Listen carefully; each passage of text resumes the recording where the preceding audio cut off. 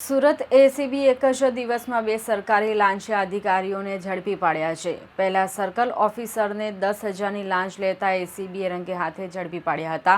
તેના ગણતરીના કલાકોમાં એસએમસીમાં ભ્રષ્ટાચારનો વધુ એક મોટો કિસ્સો સામે આવ્યો છે।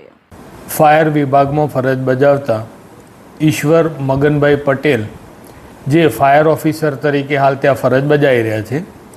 આ ફાયર ઓફિસમાં આ કામના ફરિયાદીએ હોટલની એનઓસી મેળવવા માટે અરજી કરેલી, જે એનઓસી મેળવવાની કાર્યવાહી કરવાના આવેજ પેટે આ ઈશ્વરભાઈ પટેલનાઓએ 1 લાખ રૂપિયાની માગણી કરેલી, જે આધારે એ રેડ હેન્ડ પકડાયેલા છે અને તેઓ વિરુદ્ધ કાયદેસર કાર્યવાહી હાથ ધરી ગુનો રજીસ્ટર કરવામાં આવેલ છે।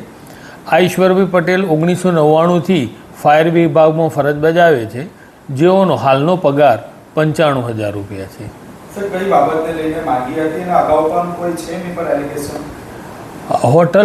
હોટલ જે ફાયરની એનઓસી આવે છે, ફાયર એનઓસી મેળવવા માટે આમણે આ 1 લાખ રૂપિયા લાંચની માગણી કરેલી અને હવે અમારા ઇન્વેસ્ટિગેશનમાં જે પુરાવાઓ મળશે એ આધારે બીજી કાર્યવાહી પણ કરીશું અને અન્ય વિગતો જે કંઈ પણ સામે આવશે તમને અમે જણાવીશું। સર, બેંકની તપાસ થશે પ્રમાણસર મિલકત એ હવે જે પુરાવાઓ મળશે આગળ એ આધારે આગળ જે કાર્યવાહી કરવાની થતી હશે એ કરવામાં આવશે।